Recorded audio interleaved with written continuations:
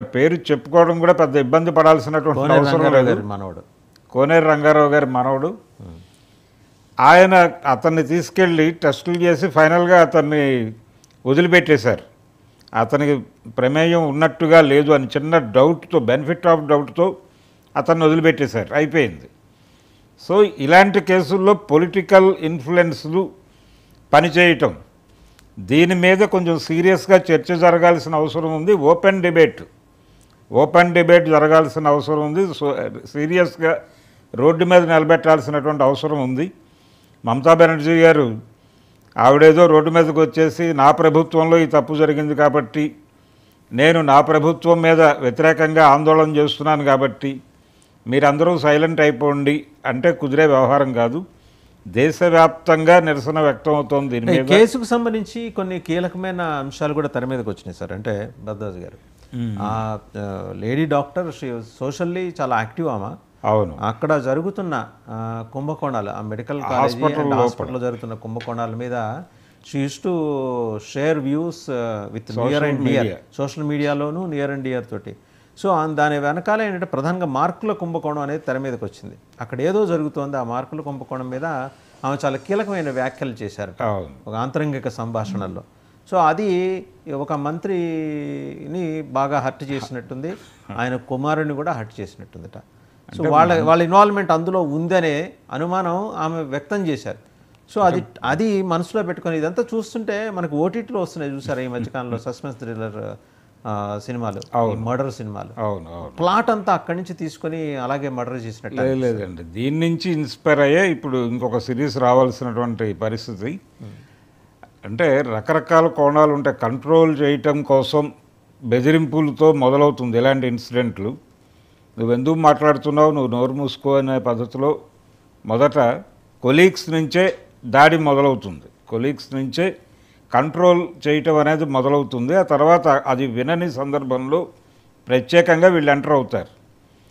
Enter అయి చేయించిందే ఇది చాలా స్పష్టంగా. అంటే దీని వెనకాల డ్రగ్స్ ఉన్నాయి, మరొకటి ఉన్నాయి అనే ప్రచారం కూడా జరుగుతోంది. కానీ ఇదంతా దీన్ని జనరల్గా ఒక బ్రాడ్ దీనిలోకి తీసుకెళ్ళిపోయి చర్చించేటువంటి ప్రయత్నం అది జరగాలి, అది కూడా జరగాలి.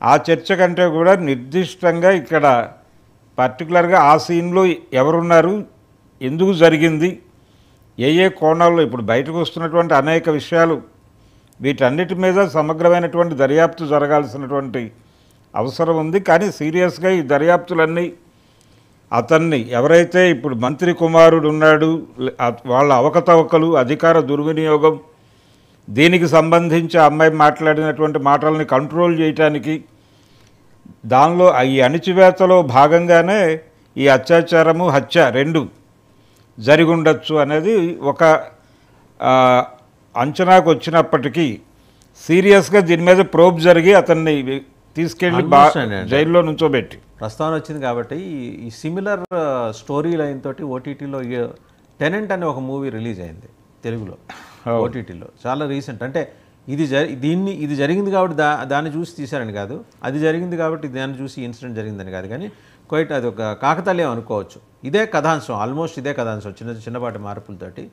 ఎక్యూజ్డ్ బ్రహ్మాండంగా బయట తిరుగుతుంటాడు దాంట్లో, అసలు నిర్దోషి మాత్రం హీ వాస్ పనిష్డ్ అనమాట. అంటే చివరిలో తెలుస్తుంది అది. కోర్టుల మీద ఏ రకమైనటువంటి గౌరవం ఉండటం లేదు.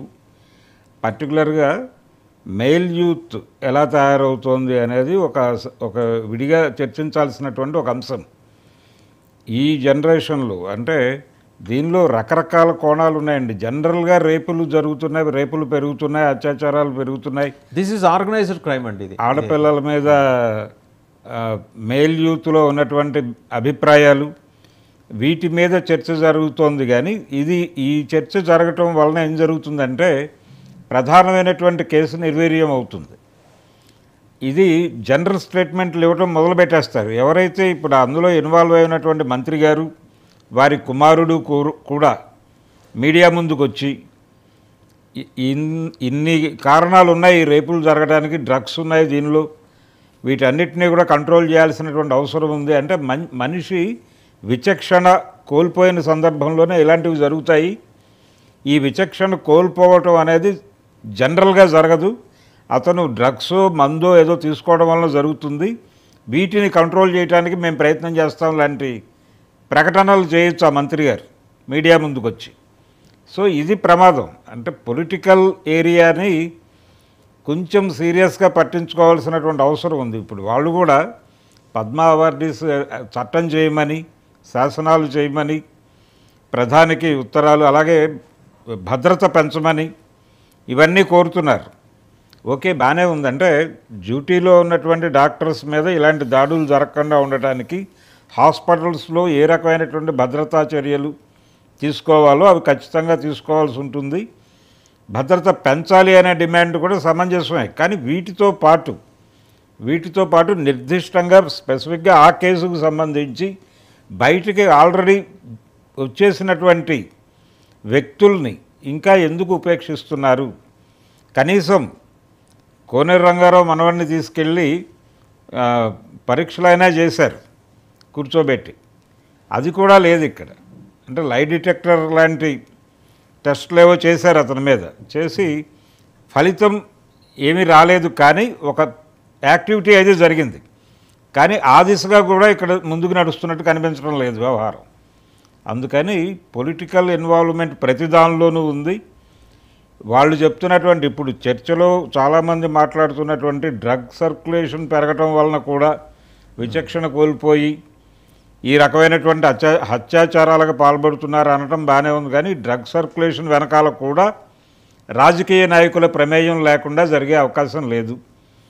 ఇదేదో బయట నుంచి డ్రగ్స్ ఎవరో తీసుకొస్తున్నారు, ఎవరో కన్జ్యూమ్ చేస్తున్నారు, పర్టికులర్గా స్టూడెంట్ కమ్యూనిటీ అలాగే ఫిలిం కమ్యూనిటీ వీళ్ళు మాత్రమే డ్రగ్ కన్జ్యూమర్సు అని మాట్లాడుతున్నారు. కానీ దీని వెనకాల ప్రధానంగా డ్రగ్ సరఫరా వెనకాల ఉన్నటువంటి రాజకీయ సంబంధాల మీద ఒక చర్చ విస్తృతంగా జరగాల్సి ఉంది, దృష్టి పెట్టాల్సినటువంటి అవసరం ఉంది. అలాగే ప్రజా సంఘాలు కనీసం ప్రజల్లో అవేర్నెస్ కల్పించాలి. ఇప్పుడు ఈ కేసులో సీరియస్గా ఆ పొలిటికల్ ఇన్వాల్వ్మెంట్ ఉంది అని వచ్చేసిన తర్వాత అది ఏ మేరకు మసిబూస్ మారేడుకాయ చేయాలనే ప్రయత్నమే జరుగుతుంది తృణమూల్ కాంగ్రెస్ నుంచి. భారతీయ జనతా పార్టీ అంటే కేంద్రంలో అధికారంలో ఉన్నటువంటి ఎన్డీఏ ఏ మేరకు ప్రెజర్ తీసుకురాగలదు, ఆ మంత్రిని ఏ మేరకు కంట్రోల్లో తీసుకురాగలదు, ఇప్పుడు చెప్పినటువంటి అవకతవకలు, ఆ అమ్మాయి ఫోకస్ చేసినటువంటి అవకతవకలు, వీటన్నిటి మీద ప్రోబ్ జరుగుతుందా లేదా, ఫైనల్గా మంత్రి కొడుకుని తీసుకెళ్ళి అందులో ఆ కేసులో పెడతారా లేదా, ఇవన్నీ కూడా ప్రశ్నార్థకాలే. కేంద్ర ప్రభుత్వం నుంచి సీరియస్గా అటువంటి చర్యలు తీసుకునేలాగా వీళ్ళ మీద ఒత్తిడి తీసుకురాగలరు.